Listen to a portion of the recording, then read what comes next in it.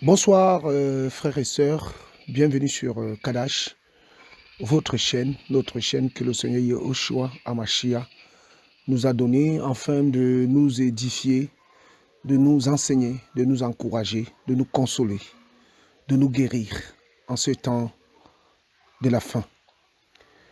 C'est vrai que les choses s'accélèrent et nous pensons que notre Maître veille sur sa parole pour l'accomplir. Et vu les événements qui sont en train de se passer, nous pensons réellement que le Maître est à la porte. Et c'est pourquoi, bien-aimés, par le biais, je dirais pas d'un enseignement, d'un encouragement et d'une remise en question que nous allons avoir à passer durant ces quelques minutes que le Seigneur me met à cœur pour nous tous, moi premièrement, que le Seigneur nous interpelle par le moyen de sa parole, afin que ce jour, que les pierres, les Paul, les apôtres de l'agneau et même les prophètes ont eu à vivre par des visions, par des songes. Nous sommes en train de rentrer petit à petit dans ce temps. Nous sommes de la génération du livre qui va voir l'accomplissement total et complète des prescriptions et des prédictions que notre roi et notre Seigneur glorieux Yahushua Hamashiach avait préparées depuis les temps éternels. Seigneur, nous te bénissons parce que tu es Elohim, le vrai, le véritable, l'unique et le seul. Nous te rendons gloire parce que tu permets que ces choses que nous sommes en train de vivre, Seigneur, nous puissions les vivre. Père, mais la question que nous nous posons, nous-mêmes, moi et mes frères, et toutes les personnes qui écouteront cette parole, est-ce que nous sommes prêts? Oh, Papa, parle-nous, instruis-nous, guide-nous, Seigneur. Prépare ton peuple à ton avènement et que ceux qui sont de toi puissent être interpellés, que nous puissions être interpellés, Seigneur, et encouragés en même temps de pouvoir être prêts pour ton retour. Que toute la gloire te revienne, que tout l'honneur, la reconnaissance, notre soumission entière et totale te soit rendue à toi seul, notre seul maître et créateur, Elohim, Adonai, notre roi, Yahushua Hamashiach. Amen. Donc, frères et sœurs, le partage de ce soir est dans le livre de Luc. Le livre de Luc, chapitre 15, à partir du 8e verset.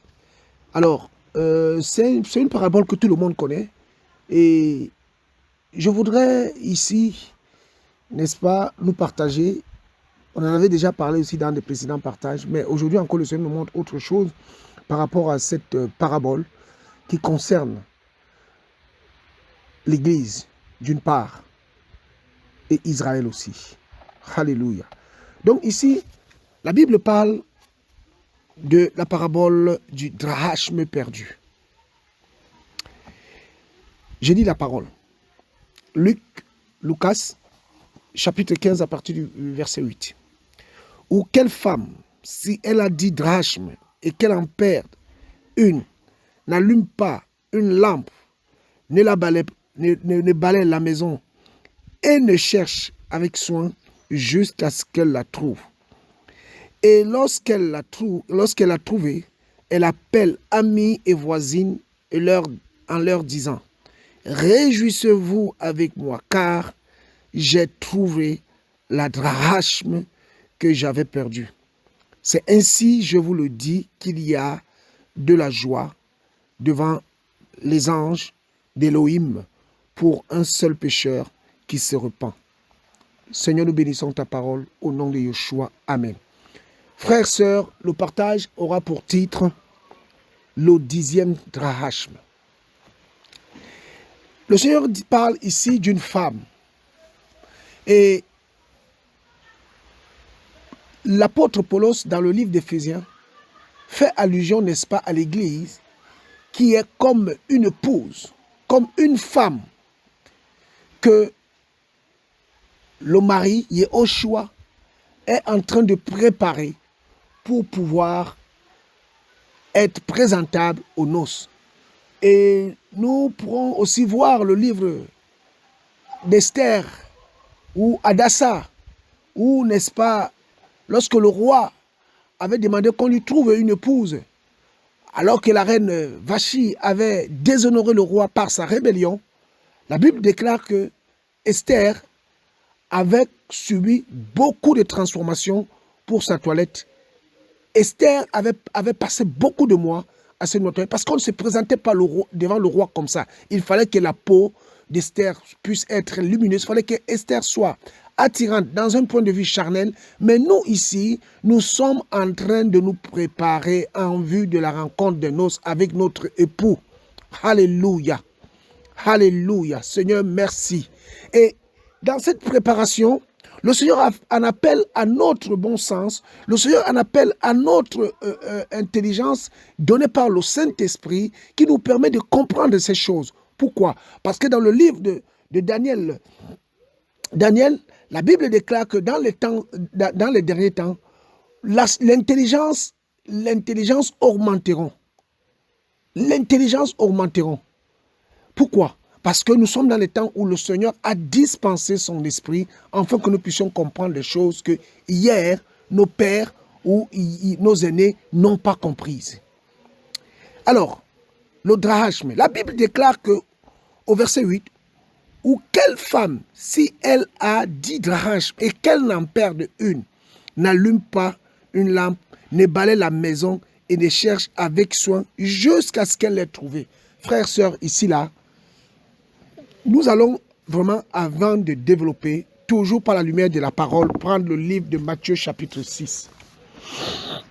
Merci Seigneur pour ta parole. Pardon, Matthieu chapitre 6.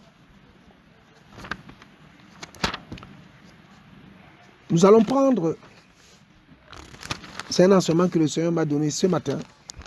J'étais avec des frères, j'ai partagé ces choses. Nous sommes rentrés en réunion et le Seigneur m'a demandé de parler de ça. Et j'ai dit, il faut aussi que je partage aussi avec mes autres frères. Matthieu chapitre 6, à partir du verset 22, la Bible déclare que l'œil est la lampe du corps. Si donc ton œil est simple, tout ton corps sera lumineux. Mais si ton œil est méchant, tout ton corps sera couvert de ténèbres. Si donc la lumière qui est en toi n'est que ténèbres, combien seront grandes les ténèbres? Nul ne peut être esclave de deux seigneurs, car ou il en haïra l'un et aimera l'autre, ou il s'attachera à l'un et méprisera l'autre. Vous ne pouvez être esclave d'Élohim et de Mammon. Le Seigneur Yoshua dit ici que l'œil est la lampe du corps. Alors, nous comprenons donc que dans le livre de Luc chapitre 15, si l'œil est la lampe du corps ici, la maison représente notre cœur. Alléluia. Et c'est cet œil-là, ces yeux-là qui nous permettent de faire un examen intrinsèque, j'allais dire intérieur, de notre être pour savoir si nous avons tous les qualificatifs afin que nous puissions être sauvés. Regardez encore un verset, afin que nous allons continuer. Nous prenons le livre d'Éphésiens. Merci Seigneur pour ta parole. Prenons le livre d'Éphésiens.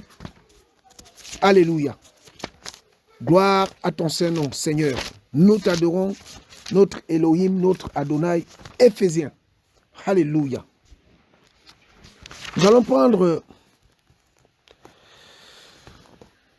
le chapitre 5.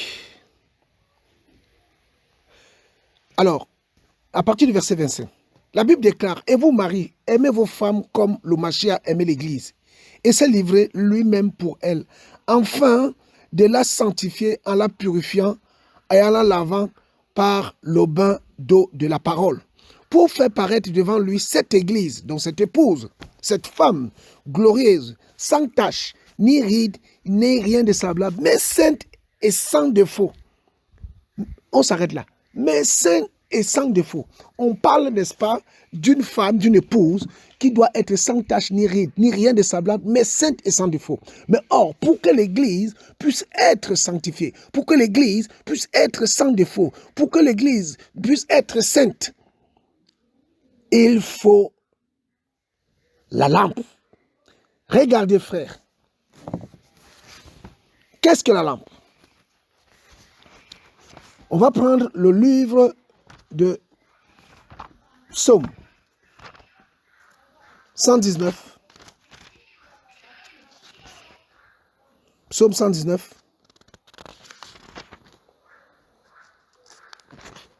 Le verset 105. Je lis la parole. Ta parole est une lampe à mes pieds et une lumière sur mon sentier. Alléluia. Donc nous voyons ici que pour que nous puissions avoir la lumière, pour que nous puissions être éclairés, il faudrait que nous puissions avoir la connaissance de la parole. Donc c'est la parole d'Élohim qui nous donne cet éclairage. Donc cette femme-là, cette épouse, cette église, cet homme, cette femme qui veut connaître son état doit s'examiner à la lumière de la parole. Alléluia. Oh frères, sœurs, dans ce temps de trouble, dans ce temps de la fin où nous, les chrétiens, les hommes et les femmes qui ont fait allégeance au Mashiach, qui ont donné leur vie pour servir, pour honorer, pour plaire, nous sommes des esclaves du Mashiach, nous devons, n'est-ce pas, avoir pour lampe et lumière la parole. Frères, sœurs, regardez ce que le Seigneur nous dit encore dans le livre de Jacob. Jacques, en d'autres termes. Alléluia. Chapitre 1, à partir du verset 21. C'est pourquoi, rejetant toute souillure et tout résidu de méchanceté, recevez avec douleur la parole qui a été plantée en vous et qui peut sauver vos âmes. Et mettez en pratique la parole et ne l'écoutez pas seulement, en vous trompant vous-même par de faux raisonnements. Car si quelqu'un écoute la parole et ne la met pas en pratique, il est semblable à un homme qui observe le visage de sa genèse dans un miroir. Car il s'est observé lui-même et s'en est allé et immédiatement il a oublié comment il était. Mais celui qui aura regardé avec la tête penchée en avant dans la Torah parfaite de la liberté et qui aura persévéré n'étant pas un auditeur oublieux, mais se mettant à l'œuvre, celui-là sera béni dans son activité. Oh frère, la Bible déclare que cette parole que nous recevons est comme un miroir, c'est-à-dire que le miroir nous montre notre état. C'est-à-dire que cette lumière-là donne un reflet au miroir de notre personne que nous sommes. Et donc, dans cette parabole du 10e drachme perdu, la Bible déclare que cette femme-là a pris la lampe. Donc, la lampe, c'est la parole. Et elle a balayé les coins et on dit avec soin. On dit avec soin. C'est-à-dire qu'elle a balayé avec soin. C'est-à-dire qu'elle a pris. Ce n'est pas une affaire de un jour. Ce n'est pas une affaire de quelques minutes. Ce n'est pas une affaire, je ne sais pas quoi, de jeûne et de prière. Mais c'est une affaire de rester, de s'asseoir et de s'interroger et de regarder, n'est-ce pas, quel est mon état? Qu'est-ce qui me manque pour parfaire ma sanctification? Qu'est-ce qui me manque pour parfaire, n'est-ce pas, ma relation avec mon Seigneur? Parce que c'est ainsi que le Seigneur nous veut. C'est ainsi que le Seigneur nous attend. Frères, sœurs. Et la Bible déclare que cette femme-là va prendre la lampe. Elle va balayer son cœur. As-tu un mauvais caractère? T'énerves-tu rapidement? As-tu, n'est-ce pas, un manque de maîtrise? Je ne sais pas mon frère, je ne sais pas ma sœur. Mais sache que ces choses-là sont un handicap pour que tu puisses être enlevé. Alléluia. C'est pas moi qui le dis, mais c'est la parole. Prenons encore, mes bien-aimés, un autre passage qui nous montre que nous devons nous plier à la parole du Seigneur afin d'être sauvés. Le 10e drachme. Le 10e drachme, frère. Le 10e drachme qui manque à beaucoup de chrétiens aujourd'hui. Le 10e drachme. Nous sommes dans une génération où nous sommes tellement pressés, nous sommes tellement oppressés, nous sommes tellement acculés par la pression de la vie, où nous n'avons même pas le temps de nous examiner. Combien de fois nous avons dormi sans prier? Combien de jours nous sommes restés sans lire la parole du Seigneur? Mais comment voulons-nous que nous pouvons être éclairés? Comment voulons-nous pouvons être, n'est-ce pas, avertis par le son du chauffard qui annonce le retour visible du Mashiach. Korabasaya. Oh Seigneur, Seigneur, nous voulons être à l'écoute de ta voix. Père, nous implorons ta grâce. Les temps sont difficiles. Beaucoup de tes enfants sont en train d'être acculés, sont au feu de l'action, avec des pressions diverses qui empêchent même certains de tes enfants, Père, de prendre un temps de méditer ta parole. Oh, Mashiach, viens au secours de ton peuple. Nous avons besoin de toi. Regardez ce que Pétros nous dit, mes frères. Nous allons prendre le livre de 2 Pétros, 2 Pierre, pour ceux qui... 2 Pierre, pour ceux qui le connaissent. 2 Pierre, 2 Pétros.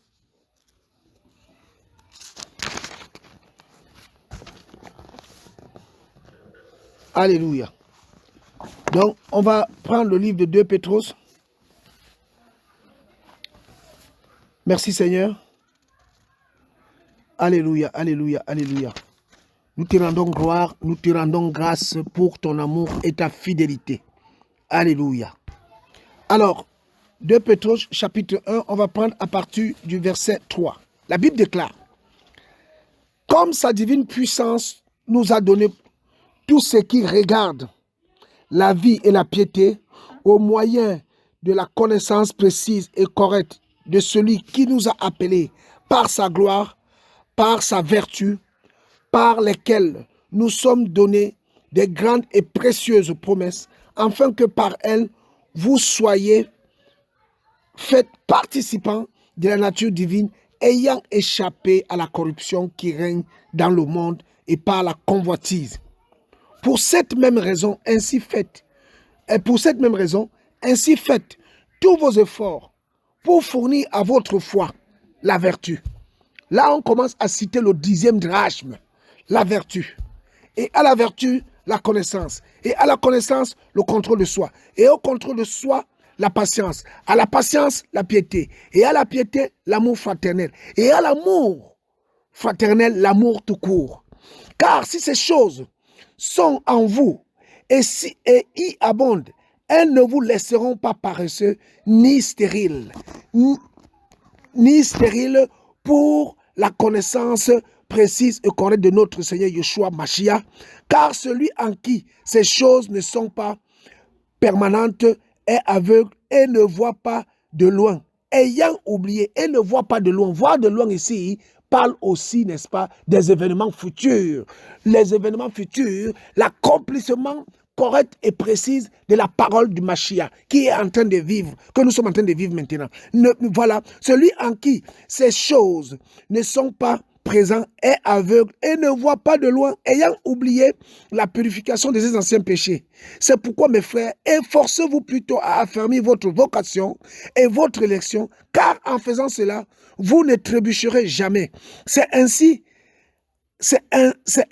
en fait que l'entrée dans le royaume éternel de notre Seigneur et Sauveur Yeshua Mashiach vous sera richement fournie. On me dit que quand on a tous ces drachmes,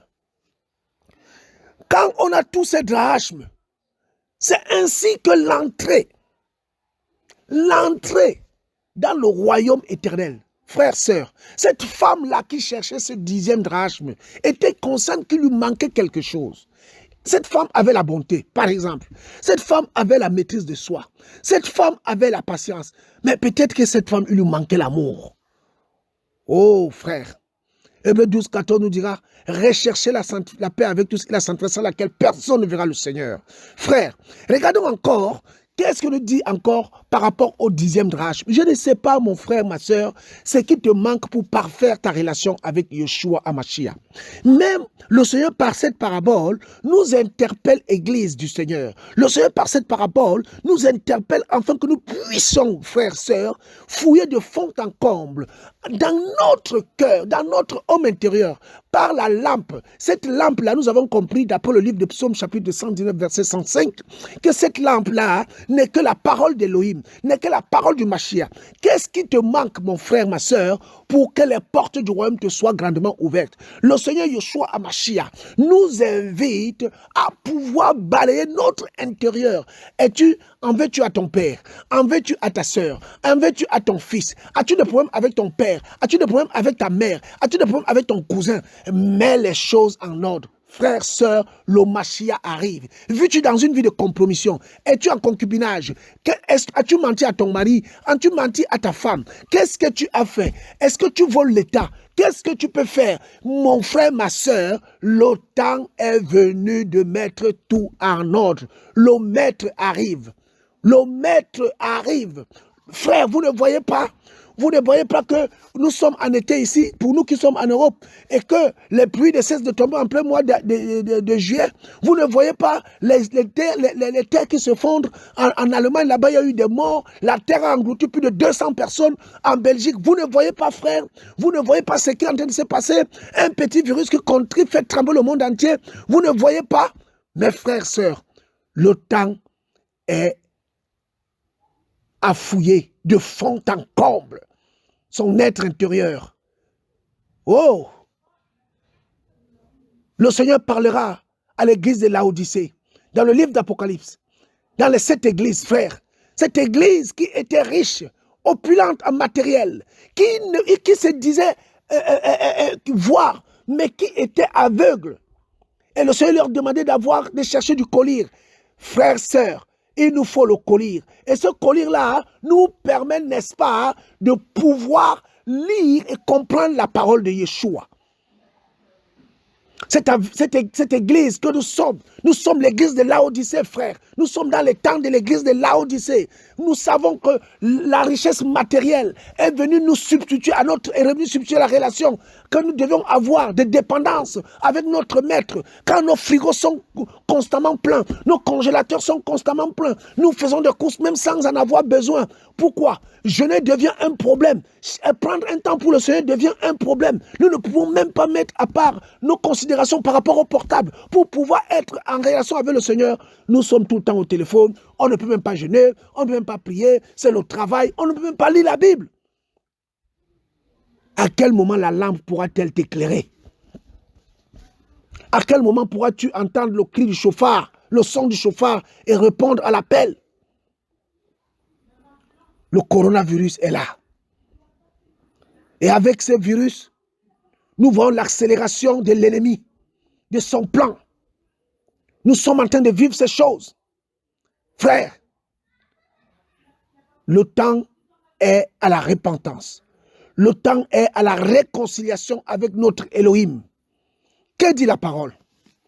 Allons dans le livre de Galates. C'est un passage que tout le monde connaît. Galates. Merci Seigneur. Galates chapitre 5. Galates chapitre 5, mes frères. Prenez avec moi. À partir du verset, on connaît le verset, hein? On connaît ce verset. À partir du verset 22. Mais la Bible déclare, à partir du verset 22, mais le fruit de l'esprit, c'est l'amour, la joie, la paix, la patience, la bonté, la bienveillance, la foi, la douceur, le contrôle de soi. La Torah n'est pas contre ces choses-là. Mais ceux qui sont au Mashiach ont crucifié la chair avec ses passions et ses désirs. Si nous vivons par l'esprit, marchons aussi par l'esprit. Ne cherchons pas une vaine gloire en nous provoquant les uns les autres et en nous portant envie les uns les autres. Frères, sœurs, voilà encore le 10e drachme, je dirais les 10e drachme. Pourquoi les 10e? Parce qu'on peut être manquant d'une et avoir l'autre. C'est pourquoi chacun de nous se retrouvera en ce qui concerne sa communion avec le Père, en ce qui lui manque, frère. En ce qui lui manque. Nous sommes dans ce temps de la fin, frère, où nous devons nous remettre en question pour préparer le retour du Mashiach. D'après le livre de Romains chapitre 6, il y a aussi la sanctification qui est un fruit que nous pouvons ajouter à tout ça. Qu'est-ce qui nous manque? Qu'est-ce qui nous manque? Quand nous prenons le livre de Matthieu chapitre 25, la Bible parle, n'est-ce pas, la parabole des 10 vierges. Nous connaissons cette parabole. Qu'est-ce qui nous manque pour parfaire notre relation? En tout cas, frères, sœurs, le temps n'est plus à la rigolade. Le temps n'est plus de chercher des grandes assemblées. Le temps n'est plus de chercher des grandes réunions. Le Seigneur peut permettre ici et là. Mais le temps est, nous sommes dans le temps de Noé, frères, où chacun doit se reconcentrer avec sa maison. La Bible déclare bien que cette femme a balayé sa maison.